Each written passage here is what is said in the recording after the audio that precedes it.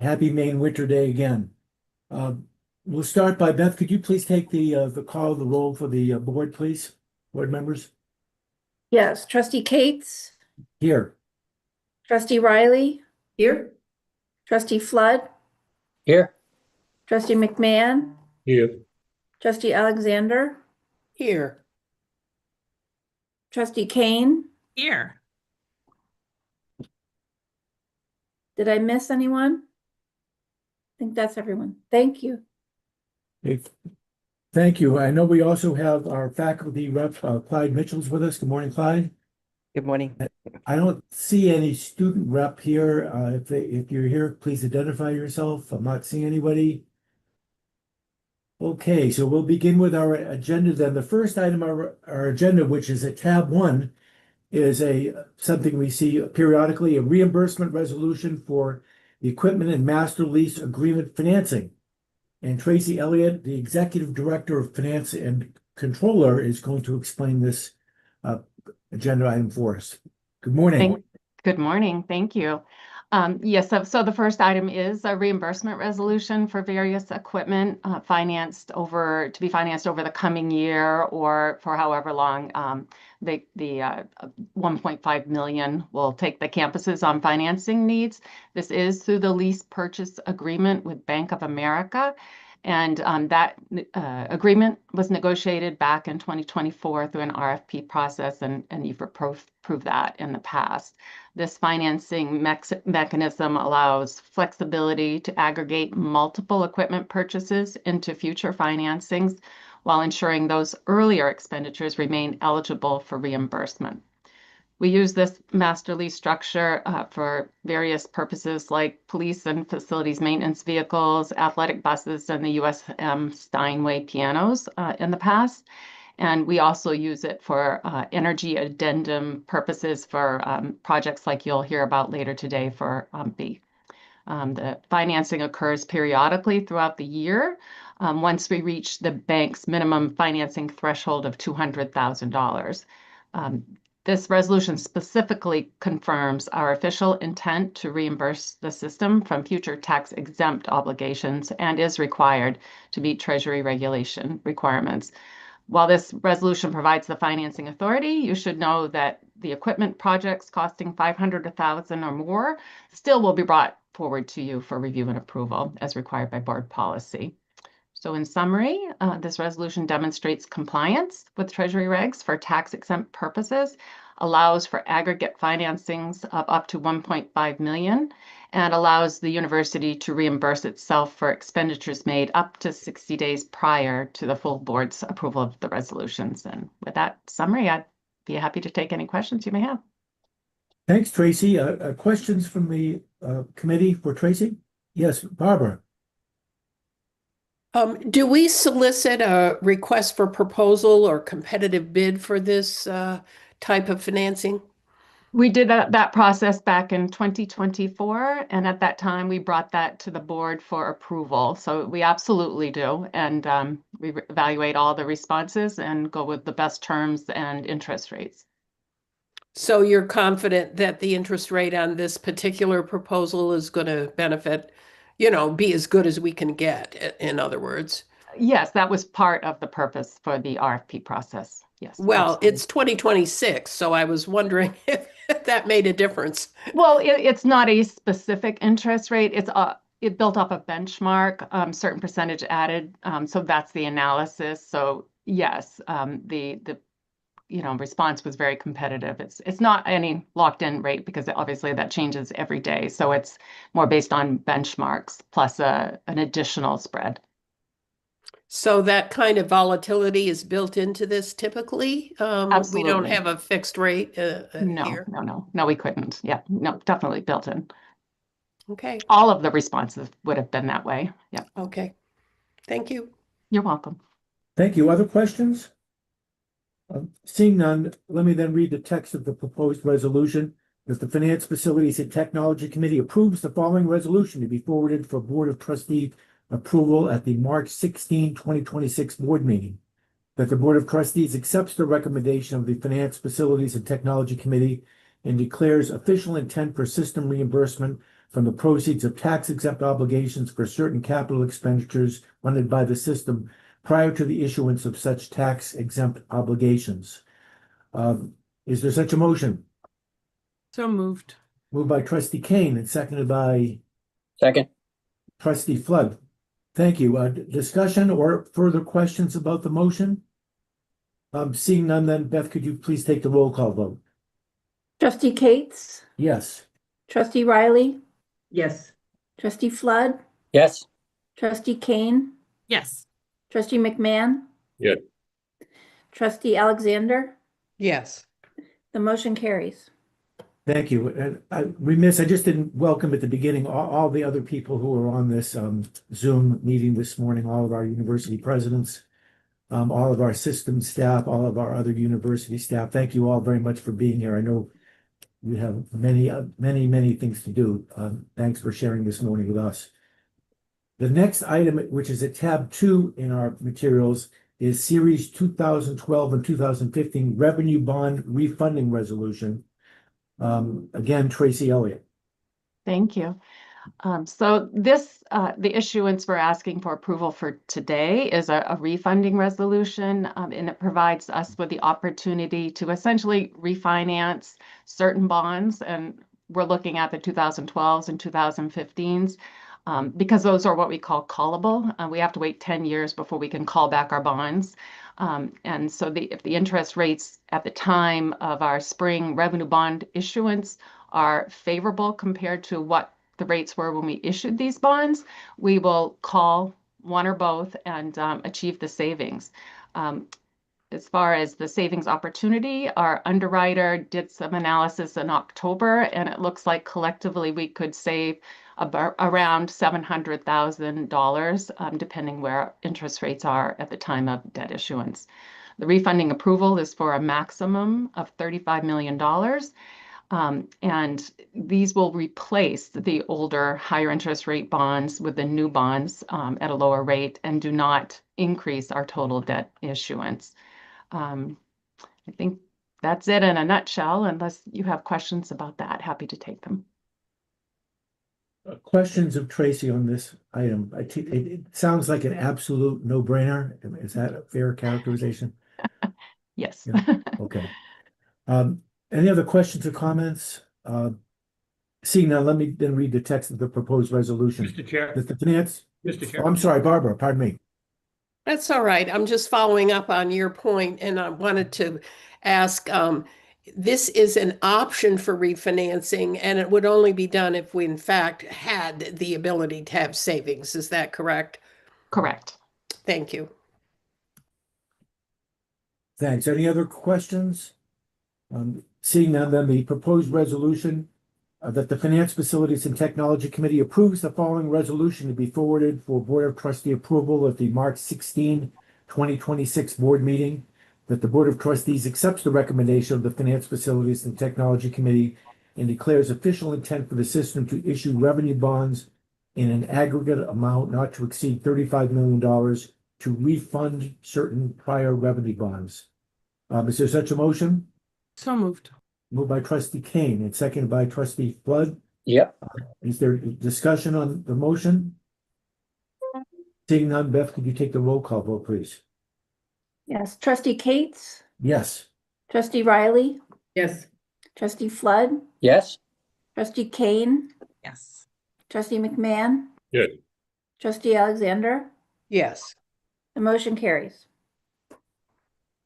Thank you. Moving on to our next agenda item, which is at tab 3 in our materials, is an Energy Savings Performance Contract, ESPC, financing, project, and reimbursement resolution authorization from the University of Maine at Presque Isle. Good morning, President Rice.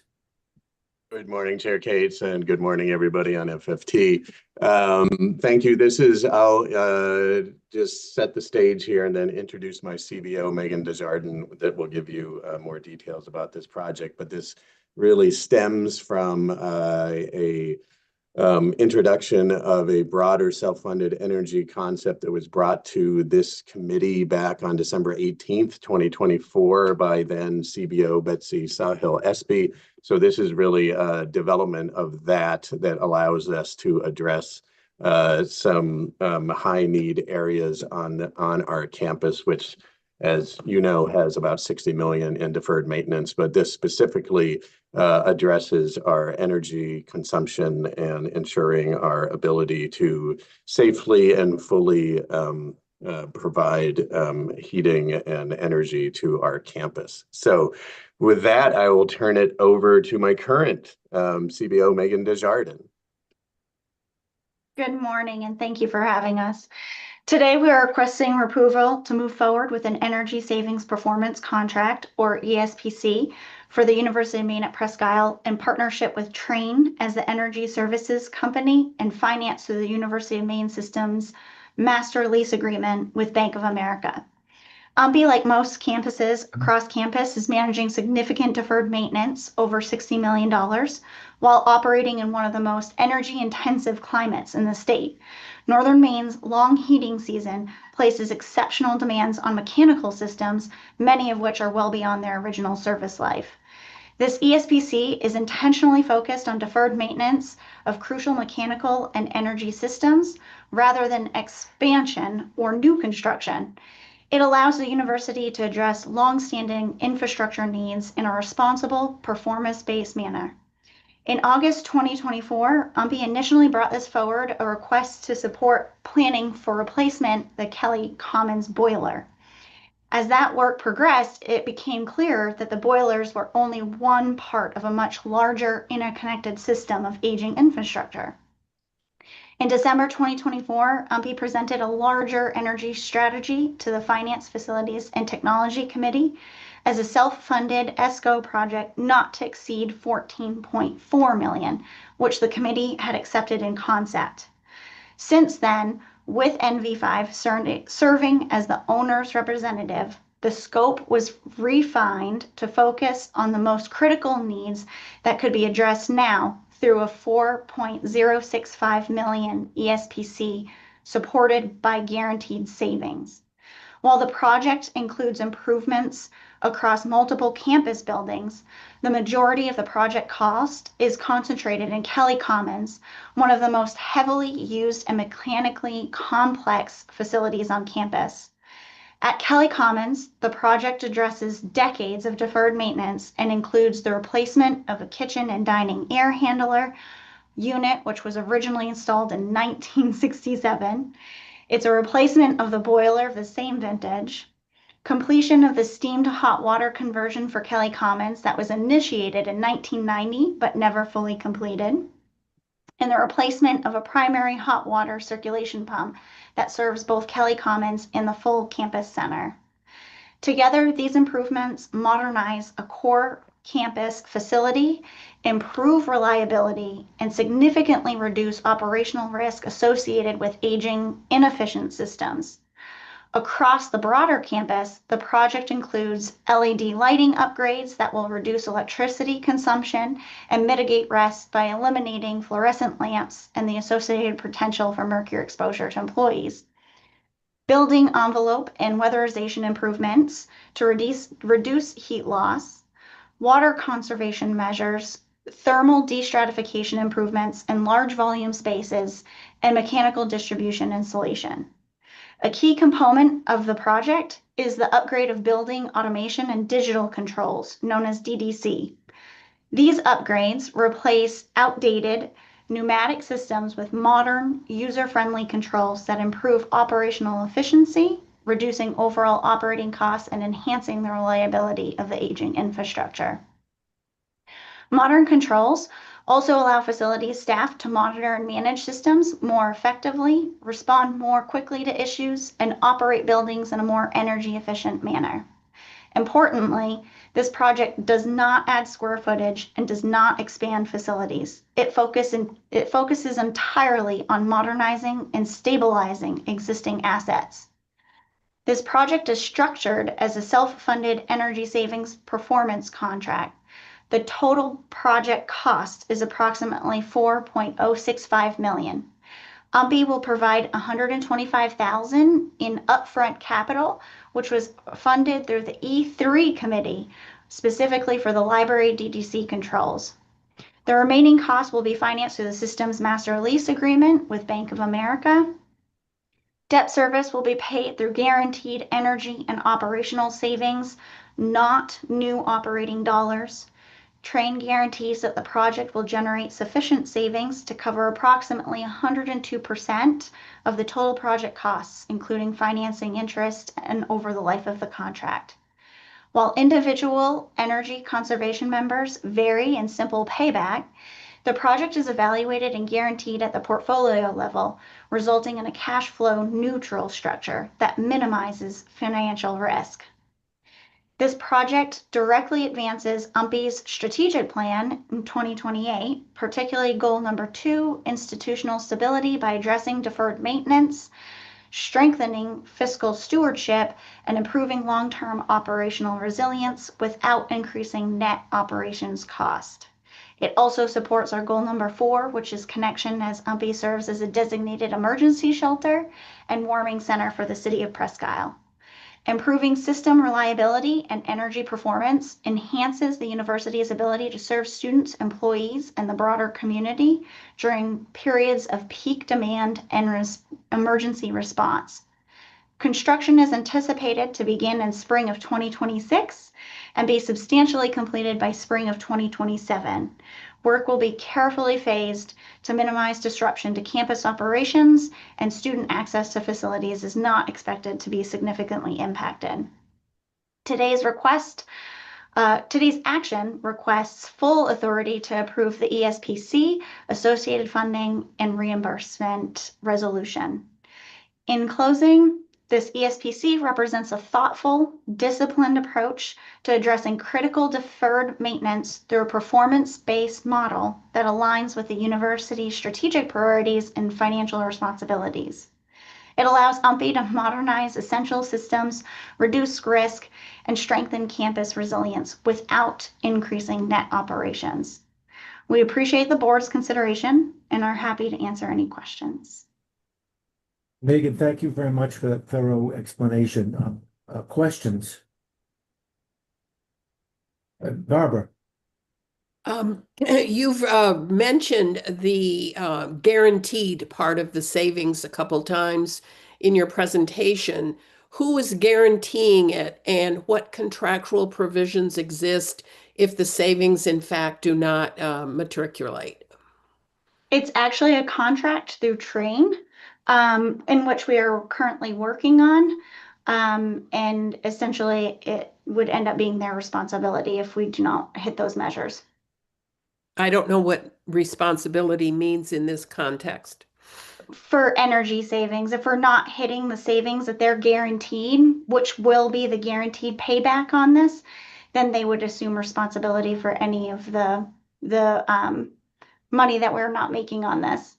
Oh, saving. okay. I understand what you're saying. So and that's a contractual provision. Yes, ma'am. Okay, thanks. Any questions? Megan, you mentioned that you were here in, or the campus was here in 2024 talking about a larger energy savings project, I think 14 million thereabouts.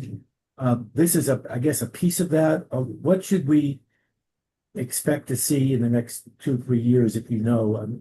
It sounds like you're chipping away at this, not doing the whole thing at once. Talk about that. Right. Yeah, so originally we actually had full BOT approval for Kelly Commons boiler. We actually went out to bid for our boiler, and it came back around $2.3 million, which at that time we could not afford. So we withheld on that project. And then back in 2024 December, when the previous CBO, Betsy Sawhill Espy, came forth with a $14 million ESCO project, which was supposed to actually include a large centralized biomass boiler. At that point, we realized that we couldn't end up moving forward with that project. So we've actually pulled back both of those projects and combined it into this specific one, which does in fact cover the Kelly boiler. But at this point, we cannot move forward with a fully centralized biomass. Thank you. So unless the weather warms up in Presque Isle, we should probably see you again at some point. Probably. Okay. Other questions about this? Thank you very much again for the presentation. President Rice, anything else you want to add? Just thank you. I'm thankful for my CBO's very clear and articulate discussion of these matters, because as an English professor, these technical things are far beyond me. So thank you, Megan. You're welcome. Thank you.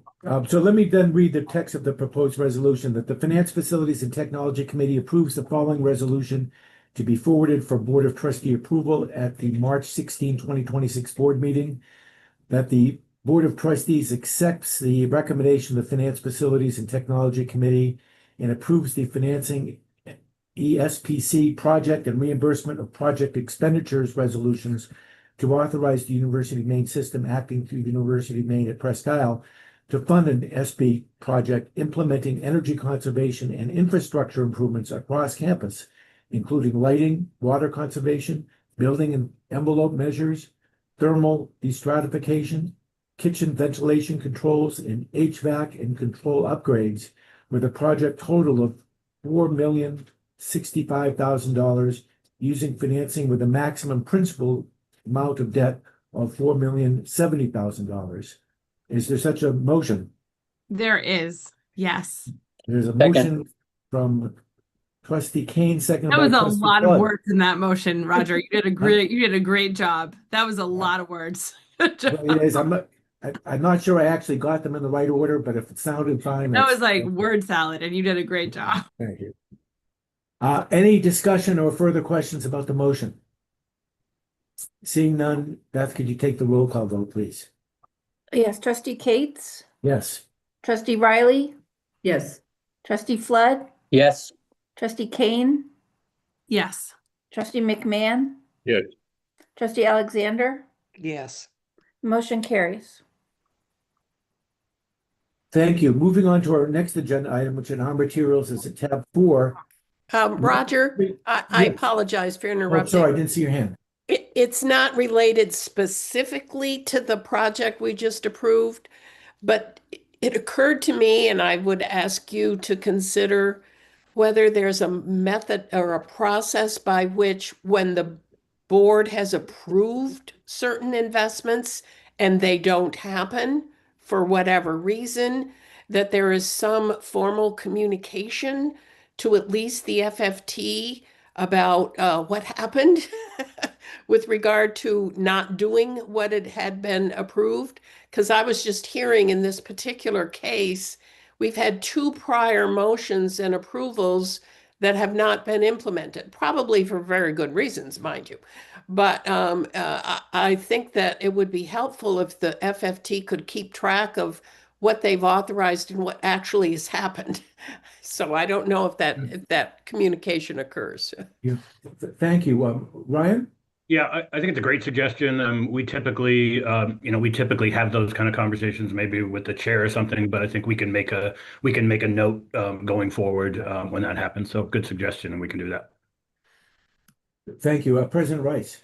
Yeah, and just underscoring Ryan's suggestion too, and also clarifying what was approved was conceptual. Nothing was approved by FFT for actual expenses. So we pulled it back when we realized, when we were having discussions with Train, et cetera, their estimates far exceeded what the guidelines were that we asked for within our financials. So that's why you're seeing, Trustee Alexander, what you're seeing today. So after many, many, many months of discussions, but great suggestion and great suggestion from Vice Thank you, Chancellor Clark. President Rice, and thank you, Barbara. We'll talk about that and figure out a way to make sure that happens.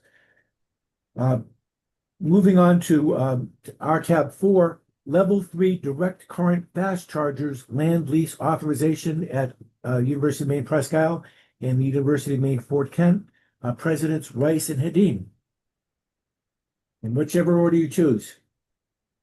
I think I'll I'll start very briefly and then let President Hedin add anything, and I will turn it over to our CBOs. But we are just very pleased, I will just say at the highest level, very pleased to have these opportunities for the communities in Northern Maine. Frankly, there are not enough charging stations. Communities, if anything, in Northern Maine are pulling back from implementing charging stations, whereas usage is increasing. So we are both pleased as presidents to have these situated on our campus and provided for by external parties, not through ourselves. So it's a very good opportunities for our communities and for our universities. Yes, I would agree with the comments that President Rice has made. This is a wonderful opportunity for Northern Maine, the Aroostook County area. And I know that our CBOs, Megan and Jacob, have a greater more information and greater detail for you. Thank you. Good morning and thank you again. This agenda item requests authorization under Board Policy 802 for the University of Maine system acting through UMPI and UMFK to enter into land lease agreements for the installation of level 3 direct current fast chargers on each of our campuses. Board approval is required due to the potential lease deterioration exceeding 5 years, not due to cost. This is a land lease only. All installation, equipment, and electricity costs are covered by the vendor through the Efficiency Maine's Trust's Rural EV Chargers Initiative, and the campuses will receive monthly lease revenue. Joule, working with Champlain Energy Systems and Chameleon USA, I'm sorry, I might have said that name wrong, was selected through the statewide program. Each campus will host a battery buffered level 3 charging system consisting of a 220 kilowatt hour Joule Hub energy storage system and 2 kilowatt DC direct current fast chargers, allowing 2 vehicles to charge simultaneously even in areas with grid constraints. At UMPI, the proposed site is near the campus center, which is a small underutilized area that we will be repurposing. This puts existing campus space to higher value use without increasing square footage or disrupting core campus functions. This project directly advances UMS Strategic Plan Commitment 2, specifically Effective Infrastructure Portfolio, which emphasizes multi-use optimized campus space that improve efficiency and long-term value. I should not have had that cup of coffee. I'll now turn it over to Jacob Jondro, UMFK CBO, for his portion. Thank you, Megan. Morning. Good morning. At UMFK, the proposed installation is adjacent to the Veterans Square parking lot, a visible and accessible location for campus users and the public. Like UMBI, this involves leasing a very small portion of land of existing paved space with no increase in net square footage and no displacement of academic or student life uses. The broader impact of this project is especially important in Aroostook County, where public fast charging infrastructure remains limited. These stations will serve students, faculty, and staff and the surrounding community, reinforcing both campuses as a regional anchor and expanding access to fast charging in Northern Maine. From a financial and operational standpoint, the structure is intentionally low risk. The vendor covers installation, electricity costs, and equipment. The university receives a monthly lease income revenue from Joule. Ongoing responsibilities are minimal and limited to routine grounds maintenance, which will be covered by the lease revenue.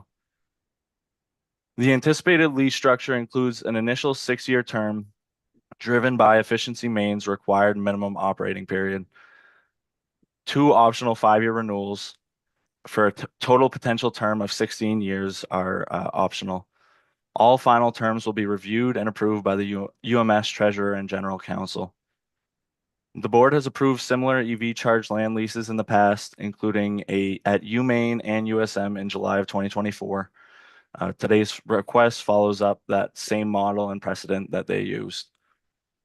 In closing, this project represents a strategic, no capital cost opportunity to support sustainability, optimize campus land use, generate modest recurring revenue, and deliver tangible benefit to the communities that we serve. Thank you very much for having me this morning, and both Megan and I are happy to take any questions that you may have. Jacob and Megan, thank you very much for your presentations. Appreciate it. Questions? Chair Riley. Thank you. Just a question of when it would be operational, since we'll be there in May. So it is very likely that construction of both EV chargers will be underway.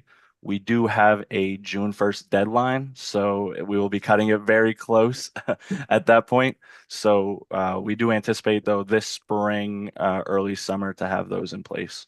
Great. And I think, Deb, on your website, you should put how to get to Fort Canton with an electric vehicle and show where the charging stations are in Maine to get there. I love that. That's a great idea. We will do that. There are not enough fast chargers north of Millinocket, so these are really important stations. So. Great. Other questions? Just a couple. What is a level 3 charger? Megan may be able to speak to that a little better than I can, but I think it just has to do with the time and the strength of the charger itself. It's a good one. Yeah. Top tier. And the other thing, I'm sure it's minimal, but what kind of lease revenue is this generating for each of the campuses? So off the top of your head. Megan may also be able to speak better to this than I can. I know it is part of the contract that we constructed. It is a monthly amount, but off the top of my head, I don't have that. Megan may. Yep. So just to follow up with your first question, the D3 chargers are actually the fastest electric vehicle charging technology as of right now, and provide 80% charge in 15 to 60 minutes. And this lease would be about $750, just previous like UMaine and USM. So it would be generating about $9,000 of revenue each year to each institution. I take it that the charge for the charging is set by the company that owns the chargers? Correct. And they actually provide different charging ports as well. So that way, if you have a different electric vehicle that has a different charging port, they actually provide those as well. Any other questions? Seeing none, again, thank you both for your presentations. Let me read the text of the proposed resolution. That the Finance, Facilities, and Technology Committee approves the following resolution to be forwarded for Board of Trustee consent agenda at the March 15-16, 2026 board meeting. That the Board of Trustees accepts the recommendation of the Finance, Facilities, and Technology Committee and authorizes the University of Maine system acting through the University of Maine Presque Isle and the University of Maine Fort Kent to negotiate and enter into a new lease agreement with eCamion USA or its designee for two small areas of university property, one at UMPI and one at UMFK, for the installation of level 3 direct current fast chargers for a total of up to 16 years with all final terms and conditions subject to review and approval of the University of Maine System Treasurer and General Counsel. Is there such a motion? So moved. Moved by Trustee Kane and seconded by Trustee Flood. Is there discussion on the motion? Seeing none, let me ask Beth if you would take the roll call vote, please. Trustee Yes. Cates, Yes. Trustee Riley, Yes. Trustee Flood, Yes. Trustee Kane, Yes. Trustee McMahon. Good. Trustee Alexander. Yes. The motion carries. Thank you. We're moving right ahead here. Let's go to the next agenda item, which is at tab 5 in our materials. Environmental Science Lab building renovation at the University of Maine. Good morning, President Freeney Mundy. Good morning, Trustee Cates and everyone. Nice to be here. The item before you today is a request for us to expend up to $550,000 for the design and renovation of the Environmental Science Lab building, which we call the ESL building, for the future location of the Franco-American Center. This is a building that is approximately 7,000 square feet, 4-story facility. It used to be the main house for the poultry barn that was once located on the south end of campus. We no longer have a poultry barn. And this building has been used for a number of small research functions. Renovations will include a new and ADA accessible entrance and bathroom facility and a new kitchen. And the design process will be a collaborative one involving the university, the selected engineering firm, and the Franco-American Center team to design the layout of the building regarding offices, libraries, and archives. And the facility is meant to meet the programming needs both for education and community engagement that are so central for the Franco-American Center. We expect these renovations to begin in the spring of 2027 because they are dependent upon the move of the Spruce Budworm Lab from this facility into Deering in its new facilities there, which won't be happening until a little bit later because of the timing of congressionally directed spending coming in. We can tell you details about the Gordian details on this building, but it has a net asset value following the total need investment of about 84%. So this is one of many options that we explored to find a long-term home that would be suitable for the Franco-American Center, and this will be a dedicated facility to that organization. As I say, we are requesting your authorization to spend up to $550,000 for those renovations. Thank you. Questions?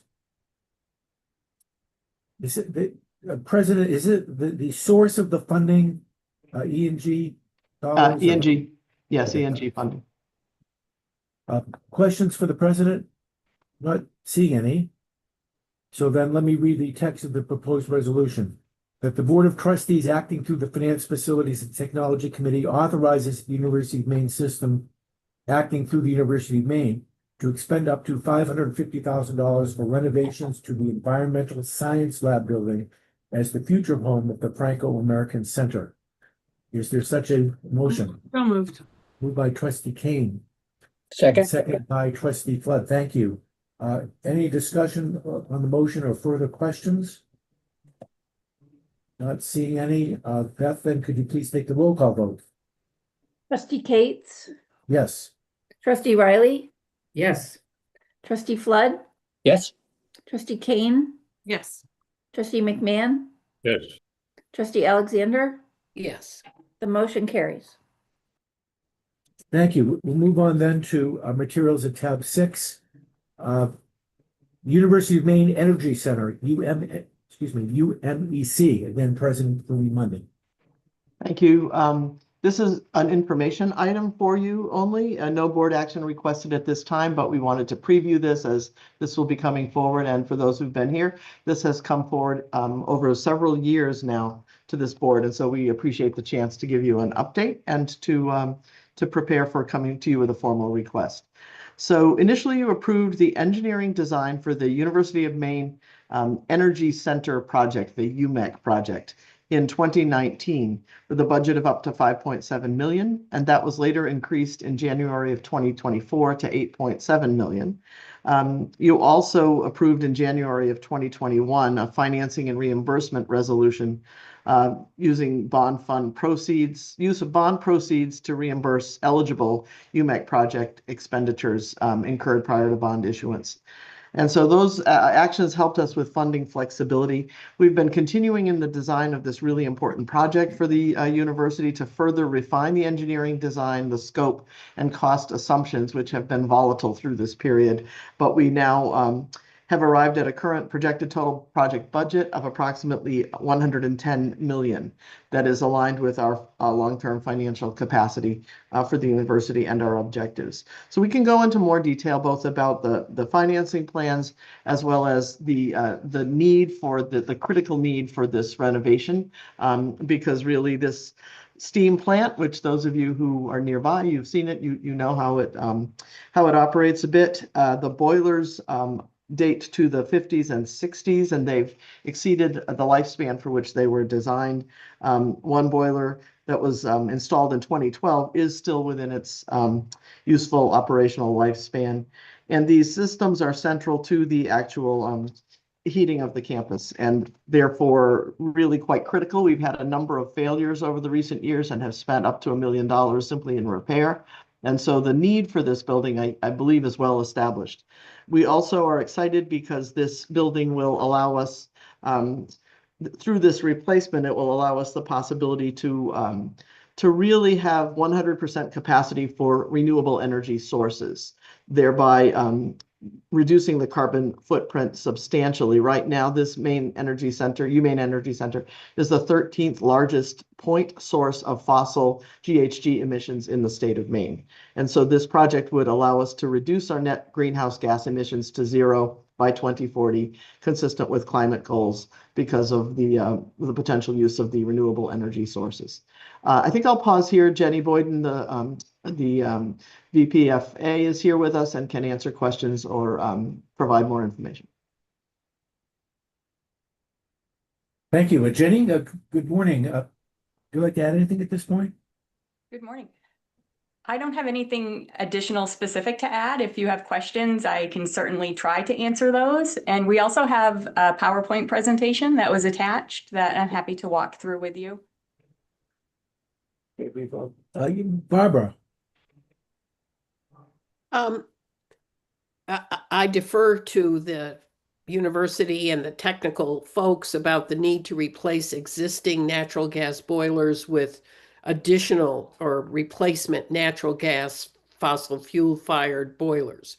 And I would certainly assume that the new boilers will be much more efficient in their operation compared to the older ones.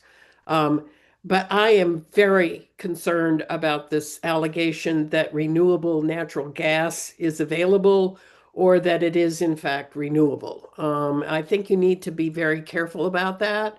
There's a lot of dispute among the national community about that description because, and I'm not aware of any significant source of that in the state of Maine. I know that there's some experimental work going on. I know there's some small scale production, but it's more a matter of disclosing exactly what we're doing here that I'm concerned about. And I would expect to see some cost effectiveness with regard to the cost of renewable natural gas, which I think is very expensive. Or could be, and would want to see that kind of analysis in your presentation. I'm not raising an issue about replacing the boilers, but I do think the claim about reducing carbon emissions needs to be very carefully considered in your presentation. Thank you.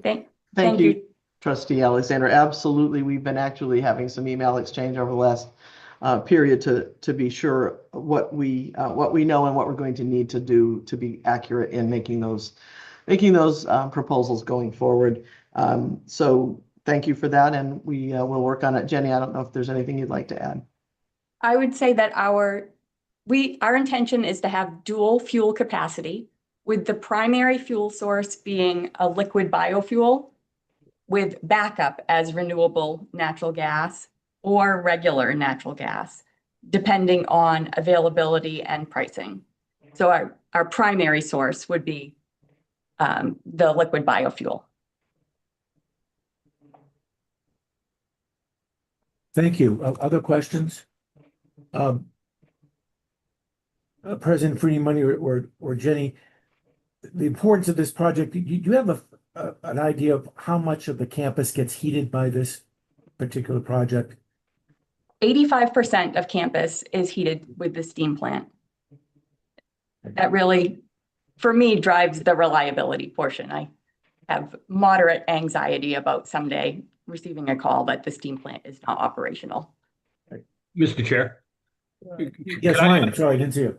Yeah, I was just going to add, I had Jenny's position 15 years ago, and we were having this same conversation, this same concern about UMEC and all of the challenges and potentially going down. So I just want to note it's a really expensive project and it's easy to just keep punting it a little bit more.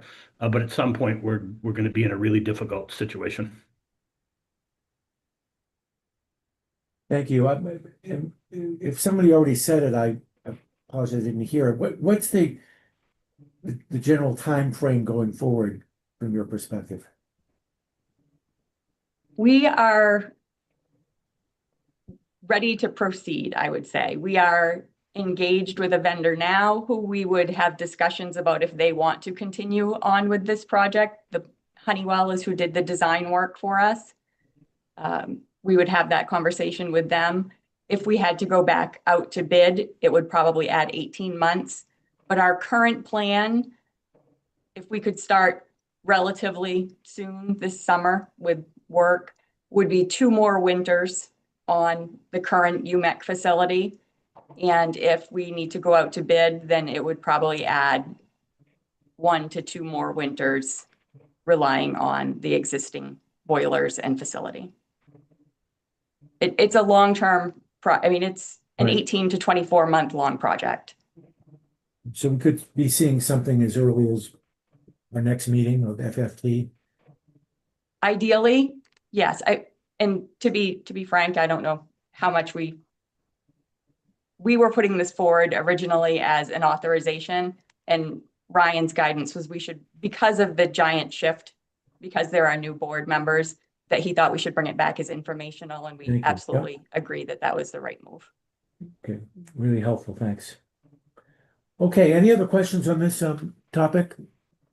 I'm not seeing any, so we'll move on then to our next agenda item, which is at tab 7, which is our periodic IT update with our Chief Information Officer, Robert Presido. Good morning, Robert. Good morning, Chair Cates. It's nice to see everybody. And as Joan just said, my presentation is also just information update, but happy to provide it to you this morning. And I'm pleased to announce that Dell Dixon has joined the University of Maine system as our new associate CIO, filling a final open position on my executive team. It's a significant relief to me personally, and a point of pride to finally have a full team of such exceptionally talented people. I thought this would be an opportune time to introduce the entire team to the board and describe the strategic work they're leading to move our system forward. So rather than just me speaking, we'll talk a little bit about what they do and then have them say a few words.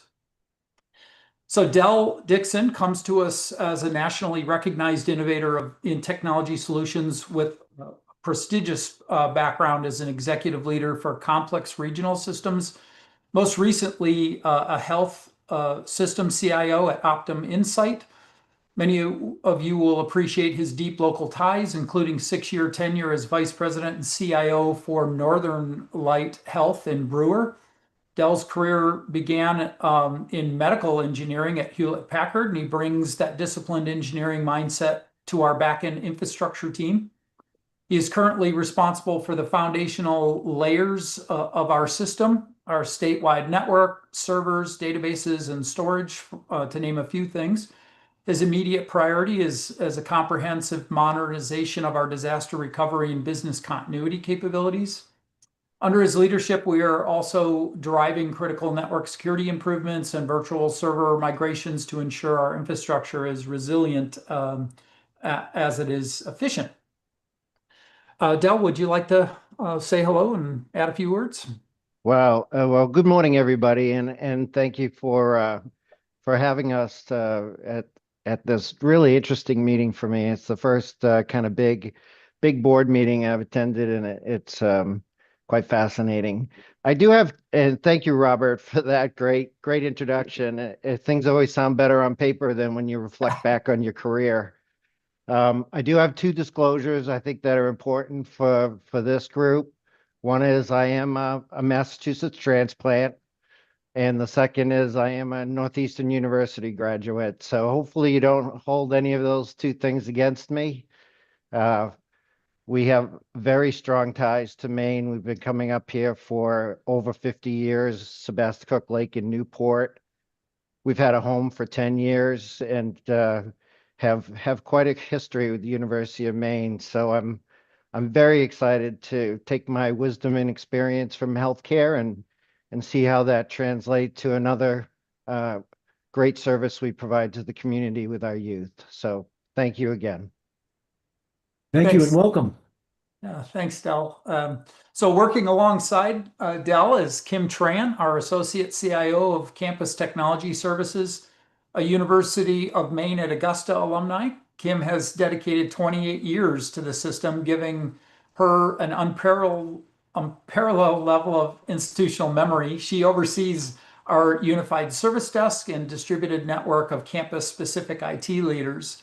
This is we talk about this from time to time, our hybrid structure that ensures we maintain high system-wide standards while providing responsive local support for each campus. Kim's mandate is to ensure our technology is both empathetic and accessible. She is currently spearheading several high-priority safety initiatives and modernizations of our technology, most notably an accelerated transition to an Alertis platform for life safety emergency notifications. Simultaneously, her teams are rolling out new soft phone solutions to provide staff with greater flexibility and a data-driven classroom refresh program that balances the need for modern equipment and discipline cost containment. Kim, would you like to say hello? Yes, thank you. Good morning, everyone. Thank you, Robert, Chair Cates, and members of the FFT committee. I appreciate the opportunity to be here.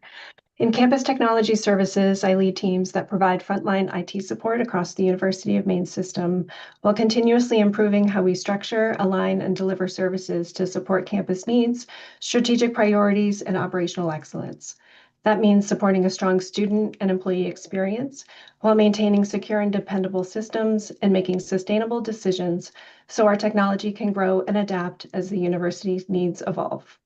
I'm grateful to be part of a team that's deeply committed to advancing the mission of each university, and I'm proud to serve the University of Maine system.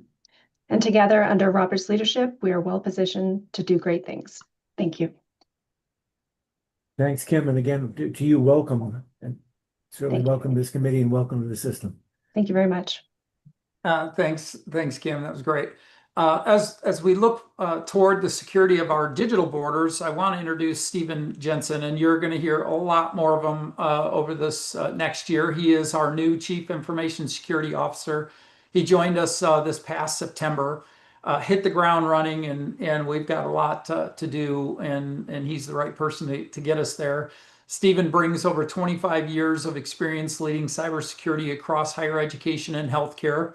His role is focused on shifting our posture from reactive risk management to long-term proactive strategies. This includes maturing our security capabilities and giving this board better visibility into risks so decisions can be made with confidence. Stephen's current initiatives target our most impactful vulnerabilities, such as strengthening our email security, reducing hidden data exposure paths, and securing managed devices even when they are off campus. Is playing a vital role in protecting our financial integrity by implementing stronger identity verification practices, which is a national challenge, and I can talk more about in detail in a future meeting. And in particular to combat our enrollment and financial aid fraud that's escalating quickly with the advent of AI hacking tools. So Stephen, would you like to say hello? Yes, thank you, Robert. I appreciate that introduction. Good morning, everyone. Chair Katz and the FFT. I can't believe it's been 5 months. Time's going by so fast that it feels like I've been here for forever. I came in really fast. I think I have some people's heads spinning on some of the things that I'm starting. But anyway, like Del, I'm originally from Massachusetts, so maybe we're starting a trend there, Del. I don't know. I just wanted to start with, and I'll be brief. I'm really glad to be a part of the University of Maine system. I'm working with some really great people. The teamwork and the willingness that I've seen over the past 5 months, just working together, has been nothing short of incredible. Just to share a little bit about my role here at a high level, my immediate focus is basically strengthening our core security capabilities, especially in areas that carry the most risk for UMS, which are really applicable to all universities today. I'm involved with many universities, networking with individuals in the similar roles, working with the state of Maine. I'm on their cybersecurity council, and it's not unusual to have these types of risks at all university, and that includes things like identity identity and access management, email and fraud, protection of sensitive data, vulnerability management, vendor risk management, network security, and our incident response, which really needs to be looked at. Basically, in simple terms, I'm making it harder for attackers to get in, easier for us to detect issues, and much more effective in how we respond when something does happen. And at the same time, longer term, I'll be working on building a stronger, more secure program overall, with a team that kind of grows and matures and is aligned with the University of Maine system and all the university campus priorities. So if you ever have questions or wanted to talk through anything security related, I'm always happy to connect and chat about security. It's my favorite topic. So thank you so much. Perfect. Thanks, Stephen. And finally, last but not least, as they say, oh, I see Barbara has her hand up. Barbara. I was just going to say that I sympathize in very much the task that you have. It's not only a centralized system, but it's dispersed among campuses and facilities all around the state of Maine. And as someone who knows at an extraordinarily high level, these issues are top priority for utilities around the country as well, for the obvious reasons. Of course. And it's my understanding that some of the most common sources of breach and failure, intrusion, or whatever you want to call it, is not really due to the fancy technological things that you have on the system, but individuals who do the wrong thing and hit the wrong button and let the wrong actor into the system. And I'm just wondering what kinds of internal person-to-person kind of training and activities going on to address that part of the problem. Yeah, you're right. I mean, I just did an interview for a Defense in Depth, well-known podcast last night, and some of the things we talked about was it's really the simple things that we're still dealing with, right? It's phishing protection and email security and education and awareness. It's always going to be the most important factors is our insider threat. So yeah, it's our own people not knowing exactly how to handle these types of things. So Robert and I are putting in some immediate items to address these types of things, like advanced phishing awareness and education. We're going to be putting in a more advanced email security protection so that we have a lot better intelligence and using AI to detect these things so that it limits the risk of people having the ability to click these things and log in and get account compromised. And we're looking at things like better identity validation. There's much more robust tools today that can help us with identity validation and detecting whether it's fraudulent or not, and using that as a tool in our work belt to kind of help us along so that we can reduce that overall. And I always like to say that like security is like an onion. I mean, it's multiple layers, and every layer that we can add on is a layer of protection. So we have a lot of plans in place to address everything that you're talking about.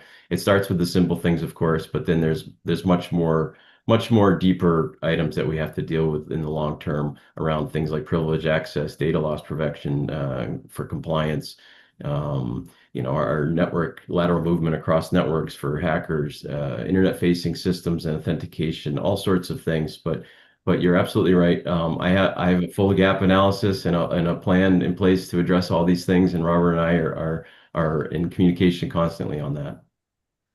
It would seem to be a requirement that any new employee go through you before they're allowed to touch the system. I would love that. Yeah, and we have had an annual training program and an onboarding training program. And before they get access to the student system, they have to do FERPA training, those kinds of things.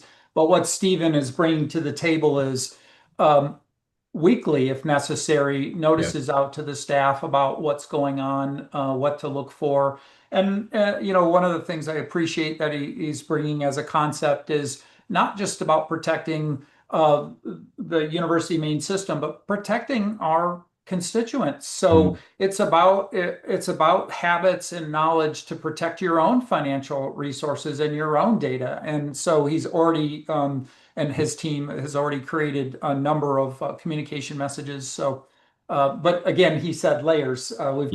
We've we've got a lot, and I'm hearing interest. So we'll bring this back in more detail, and we can share our detailed plan with you. Yeah, And I've reinvented the security and awareness program that we'll be doing on a yearly basis to be much more relevant, much more consumable, more enjoyable, and informative for people. So I think they'll appreciate that. It's coming. Yeah, and President Free Money. Yeah, I just wanted to welcome our two new colleagues, Del and Steve. I've had a chance to meet with Steve over the topic of research security, which is a very high stakes matter. And I was so reassured in that conversation about his terrific expertise and his engagement already with the teams here at UMaine that are engaged with everything from data security to other kinds of breach challenges to compliance issues, which change by the day. Really grateful to have you here, Steve. Thank you. Thank you. Nice comments. So finally, we have Tiffany Myuri, University of Maine at Farmington alumni. She serves as our Associate CIO for Enterprise Services with over 25 years of experience in leadership. Forged in the United States Merchant Marine as an officer. TIF provides the strategic oversight for the enterprise systems that underpin our entire mission, including Main Street and our student success software, our finances, payroll, and beyond those systems, TIF is currently focused on the constituent life cycle in all aspects, pivoting our systems like CRM systems to better track the journey from applicant to student to donor. She's also driving operational efficiencies by migrating our procurement system to a platform known as Boomi to reduce licensing costs and managing complex ERP updates required for things like the new requirements for student, graduate, worker, vacation, and sick time. So tactical things that require adjustment. So Tiff, would you like to say hello? Yes, thank you, Robert, both for the introduction and your sound leadership. And good morning, Chair Cates and the FFT committee. I appreciate the opportunity to be here as our IT leadership reaches really an exciting and important milestone. As Robert said, I'm an alumna of UMF, former Merchant Marine officer, and that instills both deep institutional commitment and a mariner's focus to operational discipline. We are constantly modernizing our digital ecosystem to be student-centric and very important to be scalable. We're prioritizing solutions that directly support the enrollment and retention for the institution. As Robert said, we want to ensure that the moment a student applies to the day that they graduate, that their digital experience becomes seamless and supportive of the UMS mission. To that end, I know a few of you are interested in removing some of the friction points. Tracy and Jeff especially, resolving the long-standing TouchNet challenges to streamlining student payment experience, modernizing security posture of the CISO and my colleagues here on the IT leadership team by centralizing single sign-on and multi-factor authentications. My teams will ensure the university's enterprise mission critical platforms are not only secure, but actively leveraged as a strategic engine driving the institutional success. So thank you very much. And I'm remiss in not reminding the board that TIF's team was pivotal in releasing the unified course search. So trying to give you all face to names and projects as we move forward, so you know who to cheer and appreciate. President Free Money. Oh, okay. Hand up from before. Sorry. So I really appreciate the time to introduce the team. You can tell I'm excited and proud, and I want you all to have confidence in the foundational things we're doing in time behind the scenes.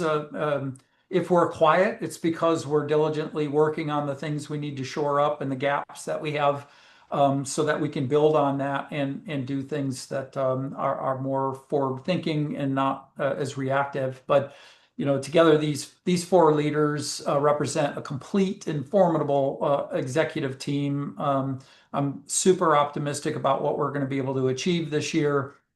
their combined experience allows us to balance foundational stability with forward-looking innovation, and you can tell they really balance each other's strengths and weakness. So I hope that you're excited about them. I hope that the people who work for them are excited to have these great folks, and you can tell their backgrounds. We are really attracting some national talent. So that's something we all struggle with hiring, but super happy there. So I know I raced through my update. I mentioned a number of projects underway. I'd be happy to answer questions now, or if you want to ping me later to say, let's bring something back in more detail at a future meeting, I'm happy to do that too. Sure. Robert, thank you very much. I think a lot about life through the lens of football. You're like our general manager here, and you have attracted 4 extraordinary free agents. It looks like. So congratulations, and to Kim and Steve and Dell and Tiff. I don't think I've left anybody out. No, that's welcome, perfect. welcome to our university system and to your first meeting with us. We really appreciate the work you do.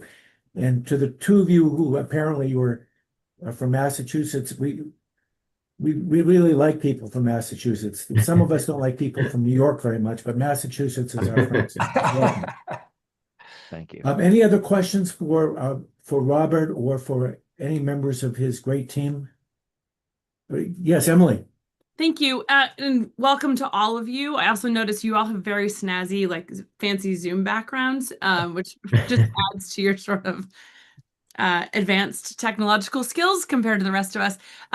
Robert, the question is for you. One of the projects I did not hear you list, and if right now is not the right time for the update, we can follow up on it, is the gift processing software, something we've talked about in this committee at different times over the last year.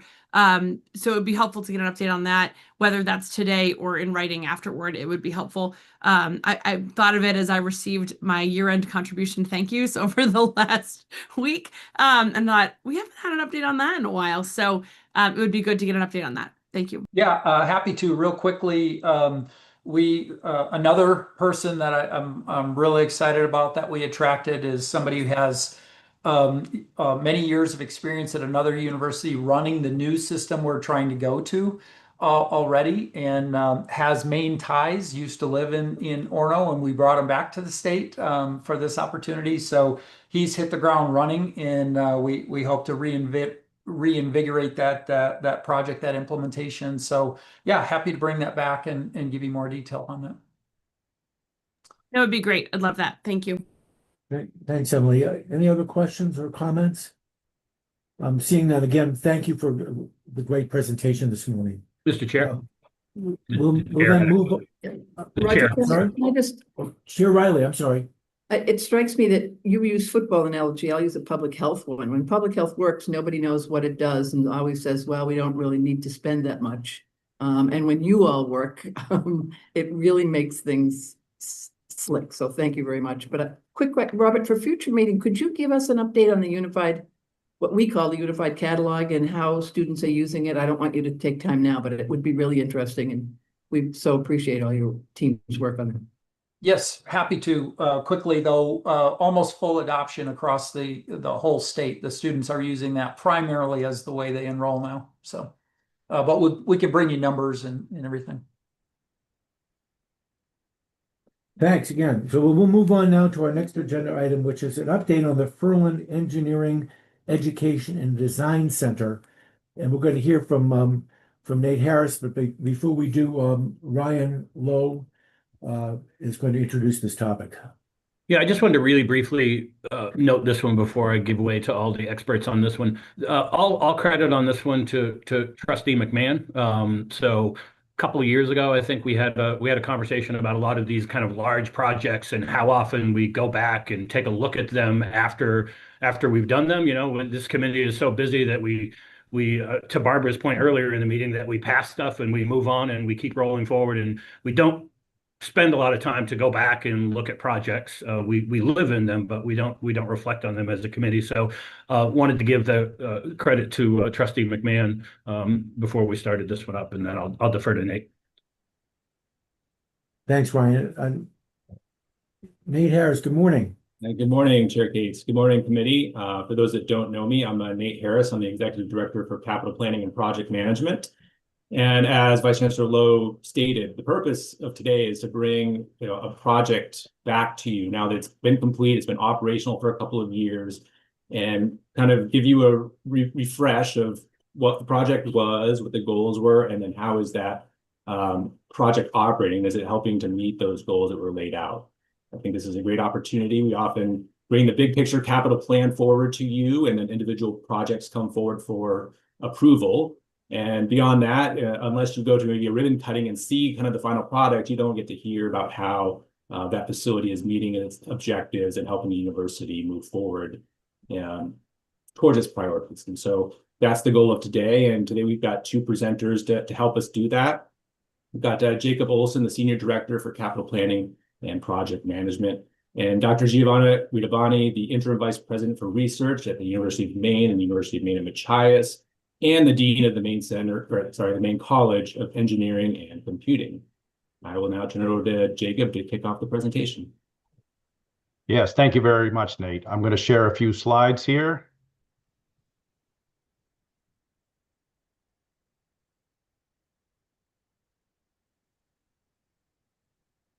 So yes, as Nate said, my name is Jacob Olson. I'm a Senior Director for Capital Planning and Project Management. We're pleased to present the story of the Ferland Engineering Education and Design Center, a project that stands as a landmark for UMaine's campus and is a beacon for future engineers in Maine. The journey of the Ferland EEDC was a deliberate multi-year process guided by the Board of Trustees. It began in September of 2017 with an initial $1 million investment for early design. By May of 2018, the board approved another $8 million to cover the full design fees and preliminary relocation efforts. The final major milestone was funding, which occurred in March of 2020, with approval of an additional $72 million for construction, equipment, and furniture, bringing this vision into reality. A project of this scale requires exceptional collaboration. Our key partners included WBRC Architects and Engineers, Ellenzweig Associates, and Consigli Construction as our construction manager at risk. It was chosen that we would use the CM at risk delivery method on this complex project, and it proved to be very beneficial. This differs from the traditional design bid build delivery method, which we also use on other projects. Groundbreaking occurred in May of 2020. Despite the global challenges of that period, we reached final completion in August of 2022, delivering the facility on schedule and within budget to support our academic mission. And I will turn it over to Giovanna for additional. Well, first I'm going to play a short video of the time lapse before turning it over.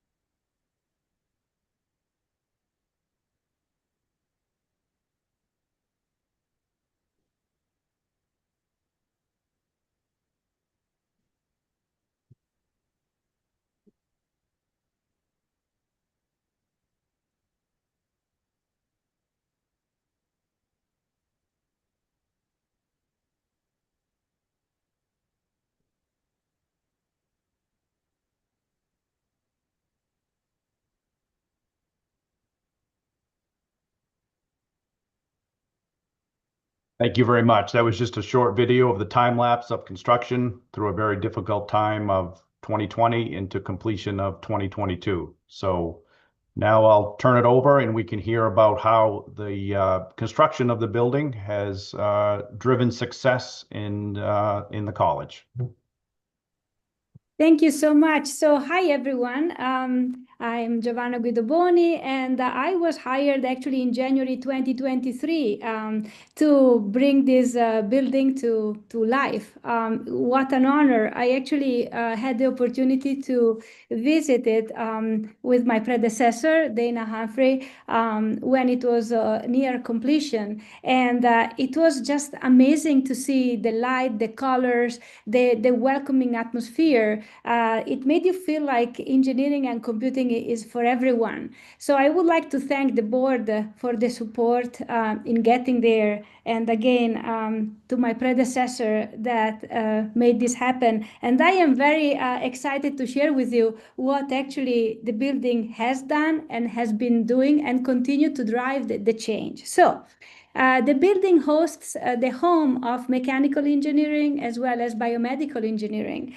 And mechanical engineering from fall 2022, when the building opened, to fall 2025, that was our last census, increased enrollment of 18%. So in only 3 years. It is not just a head count that matters, but also what is it that students can do within the building and how the new facilities and the new approach to engineering has really driven the changing curriculum. For example, I'm sure you have visited the space on the first floor, the Student Project Design Suite, that was designed with the capstones in mind. And the capstones are the projects, the hands-on projects that students go through as they culminate their experience in the degree. Well, that is indeed very exciting. However, more and more students going through the capstone were saying, if we could only have been exposed to this hands-on learning from the beginning, it would have made our whole experience very different.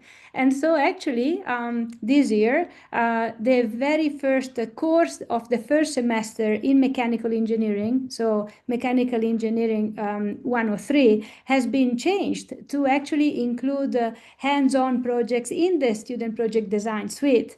So I also have a wooden catapult on my table. Some of the students brought it to me in excitement, even though it doesn't work. But it was their first attempt to actually use the wood machine, and now they have actually mastered it. And I don't know if you have seen also the news about the trebuchet competition. That was a much larger object that they were developing. And not only it made the news, but also we had students from other states like New Jersey and Connecticut coming to visit us because they saw how studying engineering could actually be fun while being informative. So this is an example of how the building is not only a physical space, but it is an embodiment of what is possible, and its own presence is now igniting more and more ideas on how to make engineering and computing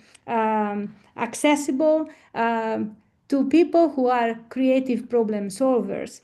A few other things. The quality of the program was actually recognized by ABET, which is the international body that accredits engineering and computing programs. And actually, the Mechanical Engineering Self-Study Report has been selected as a national example of how a report should be done and how the facilities and the programs work with each other to deliver quality education. However, the building has an impact way beyond that. So to me, it is just a great asset for the whole state. We have hosted many tours and many camps from K to 12 across the state. So just to give you some numbers, 163 classroom visits from K to 12 school, over 200 teachers exposed in a STEM education outreach, We had camps. We have the camps in robotics, in coding. We hosted the state chess championship, and our graduate students also developed a robo chess, and students in middle schools, elementary school, could play chess with the robot there. And some said, like, I had no idea that you could do that by being an engineer. So in summary, I think that what you have enabled is really kind of an exciting, inclusive, and impactful way of seeing in concrete terms what higher education can lead to. Also, we had like over $10 million in new awards coming just for research and translating these ideas into products or into companies that then can directly impact Maine's economy. In addition to, as I said, graduating professionals that not only are deeply knowledgeable in the skill set that pertains to their discipline, but also are able to work with others, to collaborate with others, even beyond their discipline, to actually solve the problems in an effective way. I also would like to say that the various classrooms and open spaces that are in the building are for the whole community, not only for engineering and computing. For example, the classrooms there host classes in English, in nursing, just to give you an example. And it is nice to see that interaction among students in the various parts of the building. And finally, I would like to mention that the Welcome Center that is on the first floor is actually the place where all of our university tours start from, regardless of the discipline in which students are in, or are looking to get into, thereby promoting that awareness that the space is truly for everyone. Just a small note of pride as Dean, the Welcome Center is also utilized weekly from 5 to 6 p.m. on Wednesdays by our newly formed Student Advisory Board. It has over 60 students from all the college, and they meet weekly to provide inputs to me as Dean on how we can enhance the learning experiences. And as a note, it started with 20 students who applied to be in there. And then because of the open space, more students saw what was going on and applied to be on the board. So now, again, we have over 60 students being engaged and feeling ownership on where we go moving forward. So happy to answer any questions. I am truly thankful for your support and your investment. We are also collaborating with other campuses, with USM, with Machias, with UMA, to make these spaces an asset also for programs across the system. Thank you. And I'd be happy to answer any questions about the construction process as well. Thank you very much for your presentation. Questions or comments from members of the board? Chair Riley. Thank you very much. That's exciting. I've had the pleasure of being in the building and seeing all the students and the nursing students studying hard in that great space. This is a little bit off topic, but Giovanna, I think most of us have a sense of engineering from the traditional engineering programs, but biomedical engineering is new to many of us. Could you just take 2 minutes and talk about what's happening in biomedical engineering, because it's such a growth field? I would love that. Also because, as you said, biomedical engineering has also many aspects. So for example, one very important aspect is related to healthcare delivery, and both in terms of like drugs and treatment for diseases, diagnostics and imaging and tool to identify when something is wrong, to developing tools, for example, for rescue and in emergency situations. So we have researchers who actually translate then this knowledge into the program that, for example, explore how to use cellulose or bio-based materials to reduce the cost of drugs and make therapies affordable. We also have faculty and students working on mathematical and computational methods to enhance the accuracy and the predictive capability of imaging for breast cancer and scale the severity of the disease, and also try to bring to tailor to the individual potential interventions. Also, we had students working with faculty in the capstone space that I was mentioning to, for example, put sensors on the stretches for emergency rescue so that we can functionalize the physical instruments without adding more, let's say, to the body of the person. I am also a contributor in the biomedical field, and I combine the fluid dynamics and fundamental concepts of engineering to actually understand and quantify how blood pressure and intraocular pressure contribute to prevent vision loss in individuals with glaucoma, age-related macular degeneration. And actually, we hosted in the biomedical teaching lab on the 3rd floor of the Furlan building a nationwide workshop where we had high school students connected from various parts of the United States, and we were playing with sponges and water to show how the different pressures actually affect the tissues in the eye, and how actually understanding the role of these pressures is crucial for humankind to get to Mars, as for example, the change in gravity changes the balance of pressures, thereby putting a risk on the vision of astronauts, and then, you know, limiting their capability to drive the vessels. So this is just kind of a quick example of how broad the biomedical field is and how integrated it is with all the other disciplines. Like in what I mentioned, I already touched on things that you would study in mechanical engineering, in electrical engineering, in mathematics. And so I think that it is a rapidly evolving field. And I think that it is also a field that uniquely positions the whole state to better address the need of quality and available healthcare across the state. I think it's phenomenal and a little hidden gem, and we ought to get some board education on this at a future meeting. Thank you. Thank you. Other questions or comments? Jim, I know you spent a fair amount of your time in Portland as well. Could you talk about how this building fits into the structure of the Maine College of Engineering and Computing, and what the relationship of what goes on here is to what goes on in Southern Maine as well?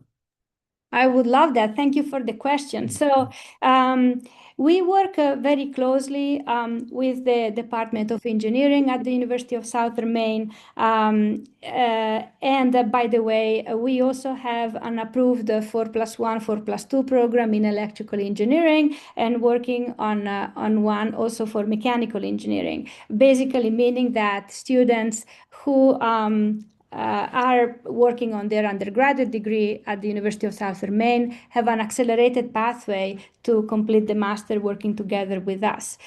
We also had, we ran already twice a course that is called Charismatic, to discover the charisma of math, in conjunction with University of Southern Maine, using the facilities in the building connected with the University of Southern Maine to see how, for example, you can use the sensor in the cell phone to see the vibration of the chest that gives you the heart rate or the respiratory rate and so on, and then try to interpolate or try to find the derivative or the integral. And so connecting the fundamental concepts with something that you can see.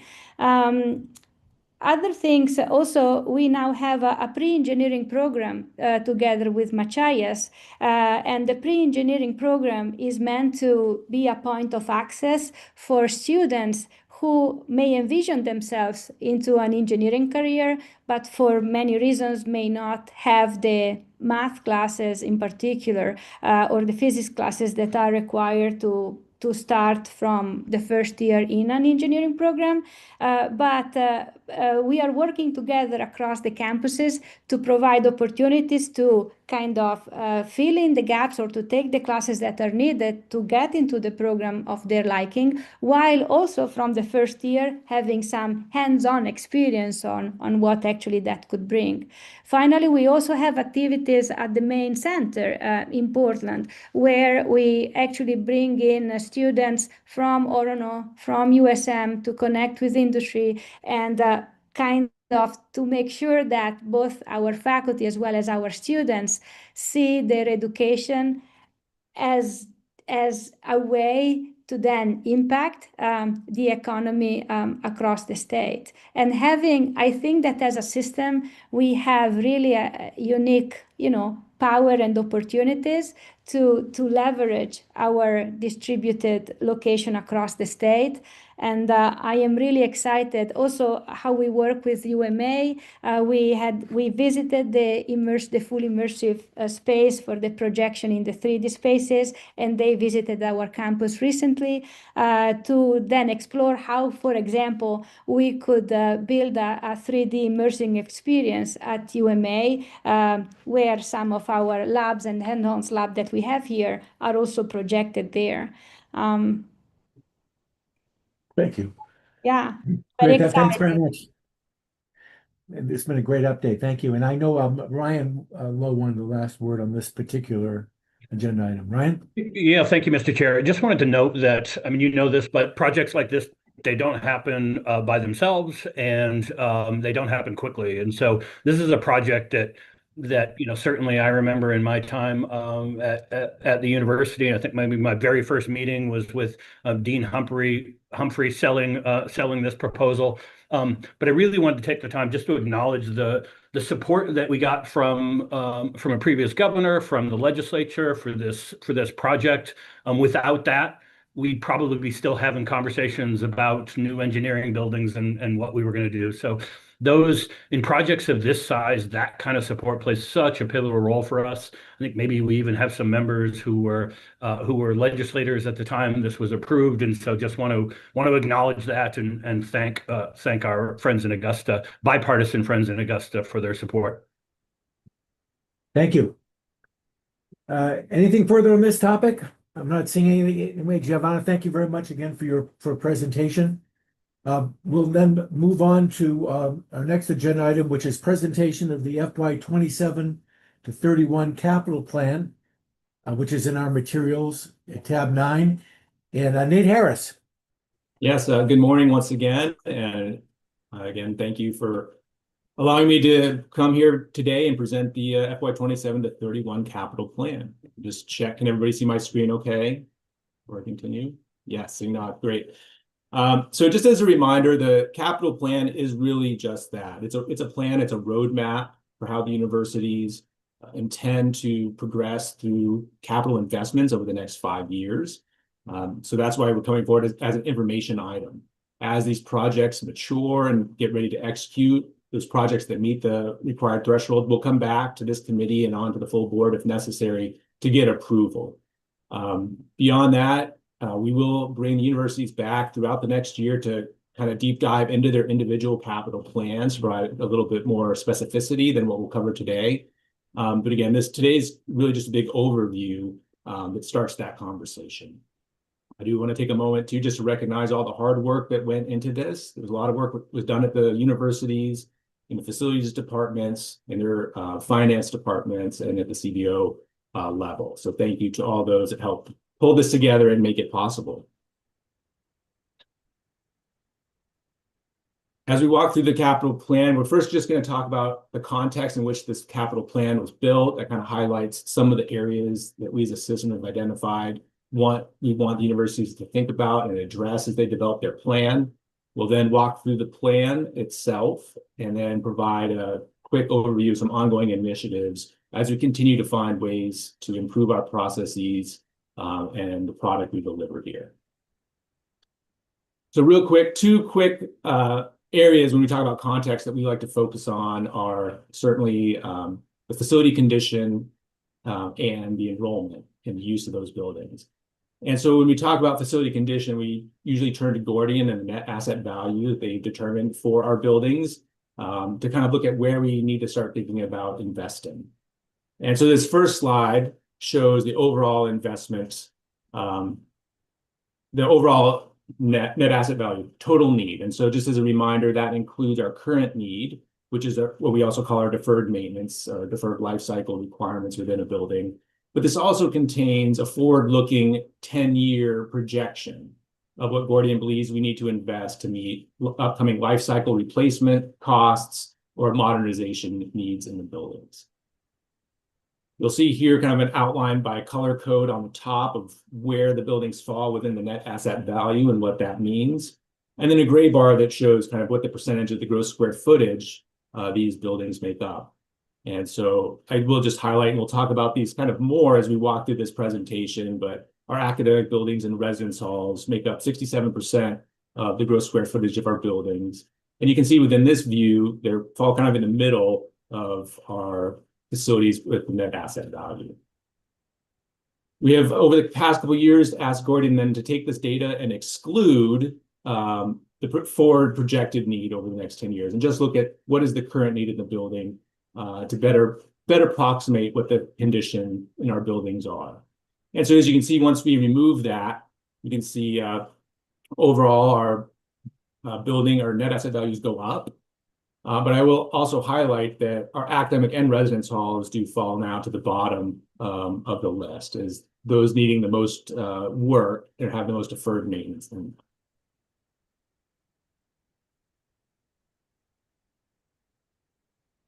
We also look at enrollment as a way to kind of look at where should we be investing and how should we be investing. This is kind of the 30,000-foot view of utilization, if you will. So this doesn't get down to specifics of each building.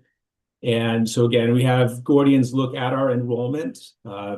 Different from previous years, we have now benchmarked to 2018. In the past, we go back 10 plus years.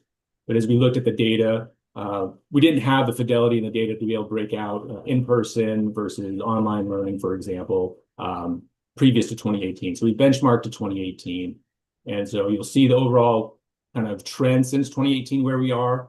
And I will just highlight, you will see that from FY 24 to FY 25, a little bit of an uptick there in our total enrollment. And you can see overall our in-person FTEs have remained relatively flat since FY 23.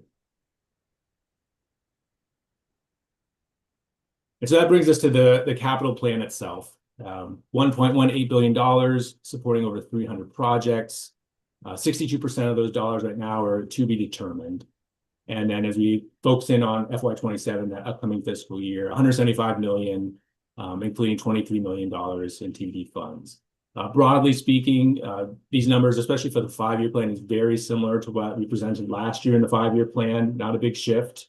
As I outlined in the report, there is a shift for FY27, about $103 million less than we were projecting last year. That is largely driven by the need to rephase some of these projects. As we got closer to execution, those projects that had TBD dollars and we were further away from kind of securing those funds, we pushed into out years. And so you saw a concurrent rise in 28 and 29 planned spending because of that. So we didn't remove any projects. It's really just kind of a reshuffling of projects as we try to secure funds. And that is also, and we'll talk about more, a continued trend of a concentration of the capital plan in a few very high dollar projects. And as you would think, these large projects often take multiple funding sources to make happen. So it takes a little bit more work to bring all those sources together. It also takes more time to execute. And so some of our previous execution timelines we've had for smaller projects, we're finding we need to add time into the schedule to be able to execute these to meet the needs of the university. Here's just a look at our overall growth in the capital plan going back to FY22. I have FY26 highlighted. That in green, that's where we are right now. That is what we planned to spend. Once we get to the end of fiscal year, we will go back and measure, where did we execute versus what we planned. I can tell you we will more than likely not execute to that level. Again, we had some projects we had planned to start executing in 26 that are now going to start executing in 27 for a variety of reasons. And so there's a little bit of a shift there. But as we look at FY27 through 30, that pattern of growth beyond the upcoming fiscal year and then a kind of a drop off in 31, that's kind of been standard over the past several years as we built the capital plan. Here you see the breakout of our TBD projects. Again, 62% of the plan is funds that we still need to go out and secure. This is an increase from the 55% in last year's 5-year plan. That is not to say that there's not identified kind of sources that universities are working towards. Oftentimes, we leave projects TBD until we're at such a point that we can confidently announce those funding sources and not kind of get out ahead of ourselves. But universities are working towards securing these. And oftentimes, when we think about TBD projects, some of the funding sources they are looking at are congressionally directed spending, philanthropy, or P3 projects.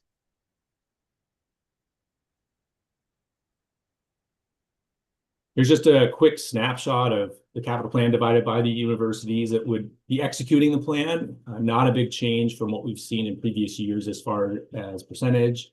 It just highlights that in our capital planning process, we bring these projects forward to you, but then each university executes their plan individually as their finances and resources allow.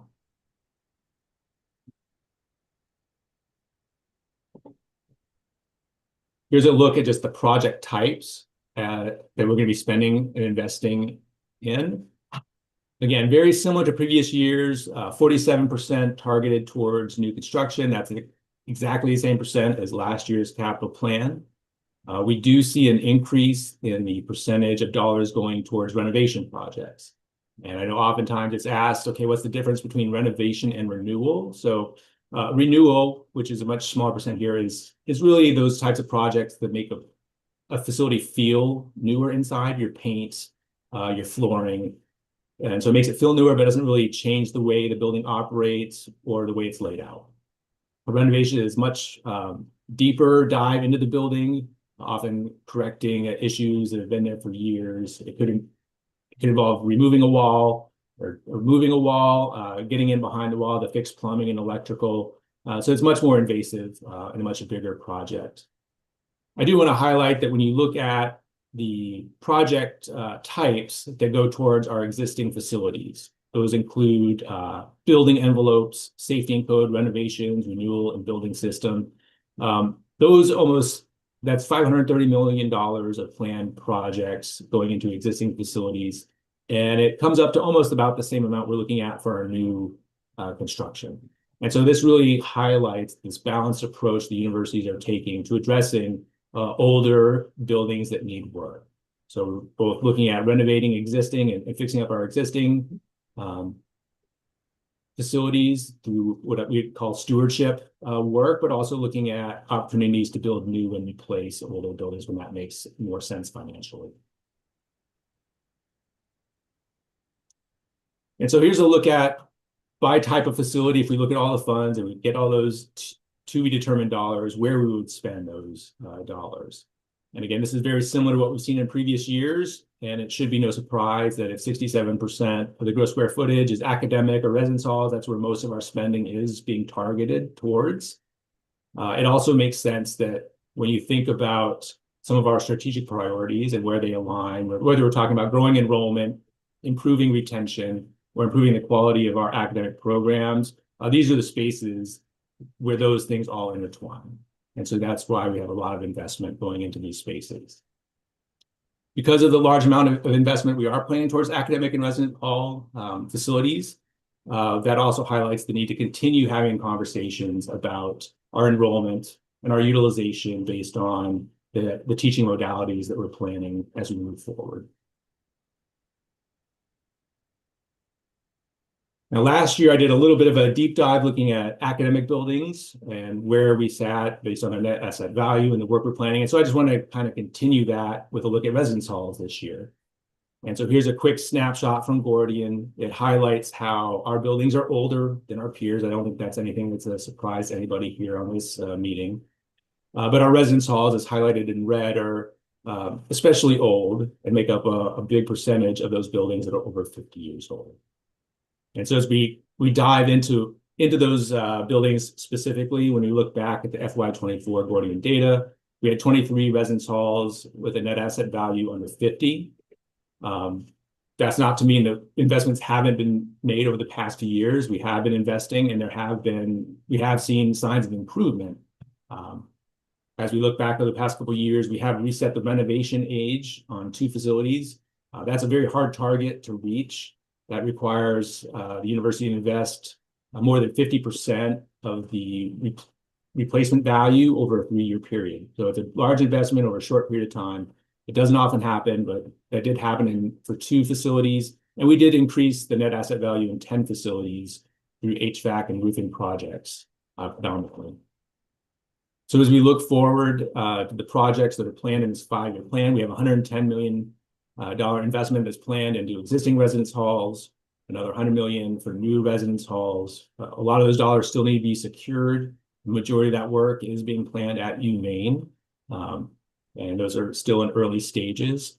But if we do execute as we plan, we can expect to see not only increased net asset value, maybe not see a big change in facility age across the board, but depending on how those investments are made, we could see another facility or 2 reset their renovation age as well.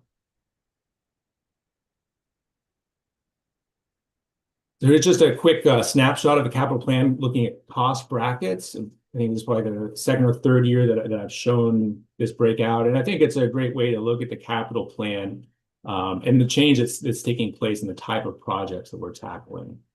We break these out in what are kind of easy breakpoints based on the complexity of the project, kind of the financial risk, and the amount of time and effort it's going to take to execute.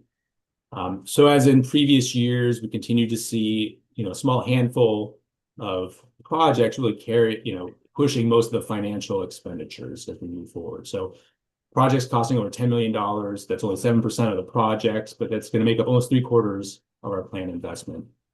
If we open up that aperture a little bit further and look at projects costing over $2 million, that's 91% of the planned spend, but only 21% of the projects. And so this just highlights, again, a big break point. What we're also finding due to continued inflation in construction materials and services, that projects that maybe previously didn't come up for FFT or board approval in that kind of $500 to $2 million range are now coming forward, whether that's replacing an HVAC unit, replacing a roof, or working to upgrade steam pits, are just some examples of what historically have been kind of life cycle replacement maintenance operations that are now due their cost coming forward. I think this is just another way to look at and examine looking at how we need to look at our governance, our approval levels, and make sure that the projects that are going to take up the most dollars are getting the time they need for consideration and discussion, and not getting drowned out by potentially other projects that don't need to come forward. But I know that's a discussion for another day. We'll just highlight as we look at our FY27 projects that are over $2 million. We have 18 projects that have funding, so that's ignoring the TBD projects at this point. 14 of those projects already have full approval over the past couple of years. 5 are currently in construction. We have 4 projects that still need to come forward, either for additional budgetary increases or for their initial approval, so we can execute those in FY27 as planned. And there are another 9 projects that don't have funding at this time, so if funding is secured, those would also be coming forward for approval over the next 12 months. If we take that and then look at forward to FY28, most of those projects in that level are TBD, but that's another 15 projects that you can expect start coming through over the next 12 to 16 months, we'd say, to be able to execute in 28, as we've identified in the plan. So just briefly, some other initiatives going on. I know you've heard previously about our master planning services. We've gone out to an RFQ, going through the process of interviewing firms. And really the end result of these master planning will really dovetail nicely with our capital planning and help guide future planning efforts as we move forward. There's a lot of things we'll get out of master planning services. From my perspective, two critical ones are in-person, eyes-on facility condition assessments. So be able to take the building, look at it, and really understand what are the needs within that building. And then also take a look at our utilization, especially in classroom spaces and others.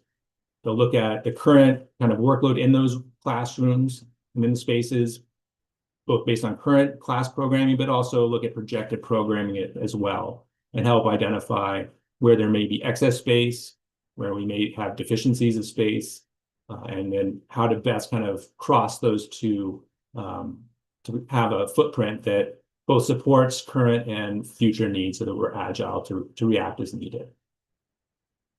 My department's also going through an APL and procedures review and update.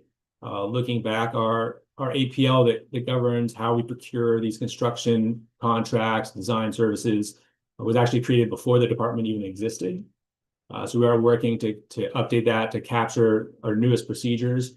And similarly, we've found that the thresholds that we had set for different types of contract actions are, again, 20 years old. Inflation has been a thing for the entire time. And so we need to probably reassess our own thresholds and how we go about doing business as we move forward. So I know the trustees have this, they have got the report, but I'm certainly open to continuing the conversation here if you have any questions or comments for me. Thanks very much, Nate. Questions from the group? Yes, Barbara. I'm asking Roger this as chair. Has this committee actually taken a look at system-wide analysis of how much residence halls we have, what we think we will need in light of the declining enrollment in many of the traditional students, given our emphasis on adult learners, online services, and so forth, and then trying to figure out a system-wide plan for transitioning out of some of these buildings, demolition, different uses, and making sure we aren't renovating halls that may not be needed in the next 10 years. Is that kind of analysis been talked about or presented here? I'm not sure how much has been presented in the committee, but maybe Nate, you could talk a little bit more about the RFP that's currently out there and the one which may follow, looking at specifically utilization of buildings generally, Barbara, maybe residence halls included, that may help inform some of that. Nate, can you explore that a little more? Absolutely. So as part of the master planning services, residence hall are certainly going to be part of that study. So they will look at not only the conditions of the buildings, they're going to look at current occupancy rates, what we're projecting for future occupancy rates, to give a snapshot of where we think those buildings are being utilized well, where they're not, where they could be other uses. And then we can take that information and do a bigger deep dive into those. I know UMaine recently did a study just on the residential housing to help them formulate their plan going forward. So it looked at those and looked at market rates that are out there compared to and availability of off-campus residential options for students, and took that holistic view to help guide the development of a plan. So that is certainly something that happens as these teams go through each university. And just one more comment, and that is the really tiny amount of expenditure on demolition. The board has talked about this before, but it seems to me we really need to confront the need for more priority in that area and a higher priority to getting financing, whether through state or other funding. the eyesores of empty buildings or dilapidated buildings that need demolition is not a good marketing tool for our university system, frankly. So, On the subject of demolition, let me go a little bit out of order here and ask Ryan and perhaps Gretchen to address that. Yeah, couldn't agree more with Trustee Alexander. We've been focusing on this for a while. The Chancellor presented you a plan just a little over a year ago. We proposed a funding source for that plan to you in the fall. There is about a $10 million proposal. We're currently working through that. We've had conversations with the chair about bringing that back. So we're ready to have that conversation anytime. We did put in just to round this out, we did put in an $18 million request in the governor's budget, which would have rounded out the other piece that we weren't funding. We were unsuccessful in being in the governor's budget, but we're going to continue to push forward, and ideally we'll find a partner. But if not, we'll continue making steady progress. Gretchen, before we get to Trish, do you want to add to that? Thank you. And just to build on the conversation around the master planning efforts, this is a 10 to 15 year outlook roadmap that we're looking to do for each one of our universities. They will be presenting those once we finalize their master plans, bringing them back to this committee for you to have an opportunity to review the plan, add commentary, etc. Part of that process will be to look at enrollment projections as well. And the goal is really to right size our footprint. So how do we confidently know how many resident halls we need for that projected growth or for the projected enrollment, et cetera. So we'll look forward to bringing that back to this committee for additional oversight. Thank you. Trish. Thank you. It is important. This is just a plan, which we know, and with all the TBD, but I think we have to raise some questions here, because when proposals do come back to FFT, we always hear, but it was in the plan. So I think just to get sort of on the record, there are some concerns here, or at least some questions that we'll want to investigate as these issues come forward. And I assume we'll keep our standard of no new buildings until we see offsetting demolitions and better use. So that's an important condition. One is the center, where we've made a commitment to purchase. We have a sustainability discussion coming up in March, but it needs $10 million for basics, that old building, for HVAC and other kinds of improvements. And 67% of that is to be determined. So that's a worrisome one as we look forward. And I was surprised to see a proposed new arts and architecture building at UMA, where 83% of the plan is for new spending at our new buildings at our newest campus. I don't want to litigate that here, but I think we should get it on the record that when that comes forward, those are areas that I at least would question. Thank you. Emily?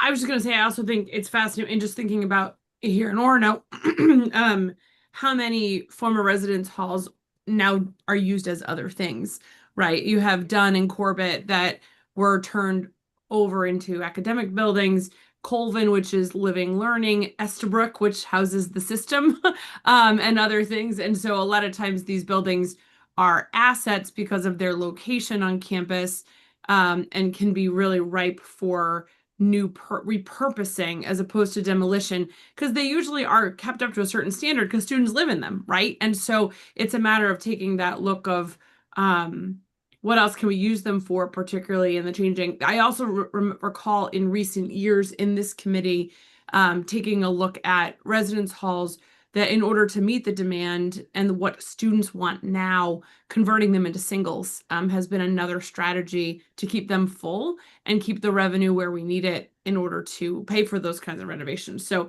I think it's an interesting tool in our toolbox when we think about campus layout and campus redesign, right, and repurposing these spaces. Thank you. Thank you. A couple of thoughts. One is just something I think we need to keep in mind on a lot of these discussions. And the slide that I found the most instructive here is the one on page 80, which, and this is not a criticism of anyone or anything within the system. It's just a reality of the changing nature of our demographics in Maine, and the ways in which we are delivering education are changing. But that chart shows that since 2018, we've had a 7% decrease in full-time equivalent students. And even more significantly, since that date, we've had a 37% decrease in in-person FTEs as we have transitioned much more to online. And that those facts are real.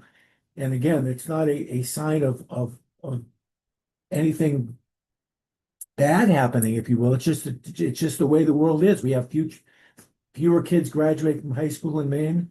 Some of them are going on to do other things rather than higher education, and increasingly our student body is made up of people, whether they're younger or older, who want to take advantage of our offerings online and not in person. And that really has got to inform our decisions we make about physical plan. And I know Nate was emphasizing that. The second thing is that one of these studies, which is coming up, which Nate was talking about, and Gretchen was talking about, is going to be taking a look at how buildings are actually used. Let me just give an example, which I'm sure is not true, but an academic hall, which is full on Tuesdays, Wednesdays, and Thursdays. So we need all of those rooms, but they're empty on Mondays and Fridays. And that's a gross exaggerated example I'm giving, but the fact is, if we could make more intelligent use of how we schedule things, maybe we wouldn't need as much physical space as we might otherwise make. And the only other point I wanted to make is I think I'm correct that these capital plans, which collectively make up this 5-year plan, are solicited from the campuses, but with no specific criteria attached to them. I mean, I think we see that in the fact that most of the funding for what these campuses are suggesting is TBD. I don't want to say that they're wish list. That's really not fair. But on the other hand, they haven't passed through any kind of screening yet, I don't think, before they get here. And if it's just, we need to understand what they are and what they're not. So those are 3 observations I'd make. Heather? Thanks, Roger. And if you book class on Friday morning, they didn't even go 40 years ago when I was there. So you're going to still have an empty building. So Nate, I'll apologize kind of in advance because this is my first year on the board. And so my first kind of capital plan look. So just a couple of thoughts, because a lot of times I think what we see at the board, we ask questions and it's stuff that you all have already vetted and evaluated in some other format, which is probably exactly where it should happen and not at the board level. But sometimes, at least so one of the questions is, we show a good look at like new versus renovate versus all of that. My question would be like, how does that align to the strategic goals? So like, what percentage of this investment is going to, growth, or what percentage is going to, I don't have Trisha's going to not be happy with me, but I don't have the things right here, but there are 3 or 4, right, kind of big strategic goals in this capital plan. It's hard for me to look at it, partly because I'm not, right, like I couldn't do what Emily just did and rattle off what the new buildings are being used for and renovated to. But as we think about investing in the goal, the capital plan, one of the swings at this, and you probably do this, but one of the swings at this for me would be, how do these investments align to getting us to the goals? And the sustainability would obviously be a big part of that. That's a great question. And just briefly, you will see when you look at the report, and each university has kind of their narrative, they do try to tie back the overarching project to the strategic plan and some of those objectives they're trying to meet. And then as they bring those individual projects forward, the AIS will also continue that and show that information. So for each individual project, how does this tie back to the strategic plan? But yes, you're right. Broadly, these projects are looking at making sure that our infrastructure is kept up to date and is running, so that sustainability and good stewardship of the facilities and the physical plant. Looking at opportunities that will improve our enrollment and our retention based on the building and the feel of the building, and of course then that piece of that environmental sustainability as well. So all of these projects, tackle different components of that, and some multiple. But to your point, we don't have in the capital plan like a line by line for each project. That kind of comes later as those projects mature and come forward. But that's certainly part of the conversation. When we start our capital planning cycle, we remind kind of universities, tie these back to the strategic plan, make sure that you're considering the condition of your building, your enrollment and modality trends, but then also consider your programming needs, both now and projected, to kind of fuse this together. And it is a bit of a challenging approach, because oftentimes, it's very easy to look at this and say, okay, well, our in-person FTEs are down based on the types of courses people are enrolled in, we need less space. But at least anecdotally, when you dig into it, we have students that are living in the residence halls, they're using facilities, but they're taking most of their classes online. And so you have people that are still continuing to use the space, but the way they're attending classes are different. And so that's one of the areas that, as we go through the master planning and kind of dig into that next layer, try to find out the specifics to help then the university determine how to best use their buildings. And it could be repurposing some. Maybe we need less academic space, but we need more of a different type of space, and we can repurpose those existing buildings to support students moving forward. Vice Chancellor Lowe, so you have your hand up. We're just going to add on to that. I think that was great. I was just going to add some context. This is when the trustees started all of kind of these system efforts in maybe 2010. The very first ones that we started on were in facilities, and one of the things that has kind of evolved over the last decade or so is that we originally presented capital projects just as part of the budget. That was where you saw them, and that was it. And then we shifted over to presenting the one-year capital plan as part of the budget process that we were doing.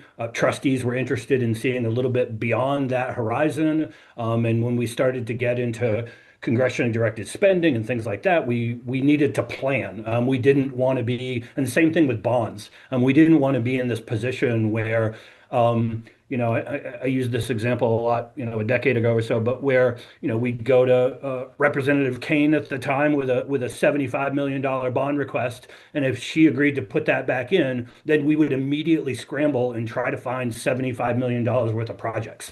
And that's not the way to run a university system. And so with the board's guidance, we put in place this current structure that we have now, which is, we're going to talk about, in May, we talk about the budget piece. After that, we talk about the one-year capital plan. We build the 5-year capital plan into that. If there are things that we're missing, other things that you would like to see in there, by all means, let us know. The whole idea is to kind of refine this process to give you what you need, the viewpoint that you need to make decisions. And if there are things that we can do to improve that, by all means, let us know.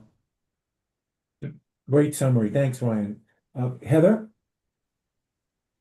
And I think, Ryan, this is a great summary on, I think it's slide 54, right? That kind of gives you what is it, where are the likely funding sources, right? That all of that's really helpful. And even what does it do? One more column there saying what strategic pillar does it target? And maybe that's only really important for the new stuff, right? Because renovating dorms, I think we all get, right? Like it has to happen. You have to do some of it. You have to do the math around it. But particularly for the 47% of the capital plan that's a new investment, really thinking about how that aligns to some of the work, that just might be an easy way to do it. I don't want to add work, but I think, Nate, to your point, it's coming in that way. You're already talking about it that way. We won't talk about it that way, but you all do. And so I don't want to add work, but that might be an easy solution there. Thanks. And Nate, this is a great presentation. Thank you very much. And it's really helpful to look at kind of the vision that each campus has for the next 5 years, and how many of those projects we can get to or not, or how we prioritize those. is a different story, but it's really great to see it all in one place. So thank you for your work in helping put that together. Absolutely, thank you. Other questions of Barbara? Well, I was just going to ask the chair if at some point you would think it would be valuable for this committee to have an in-depth presentation of residence halls generally and specifically. You know, how many are being used? What's going on with the projected use of them? What does it cost to maintain them? And what is our plan to address them as a system, obviously reflecting individual university data.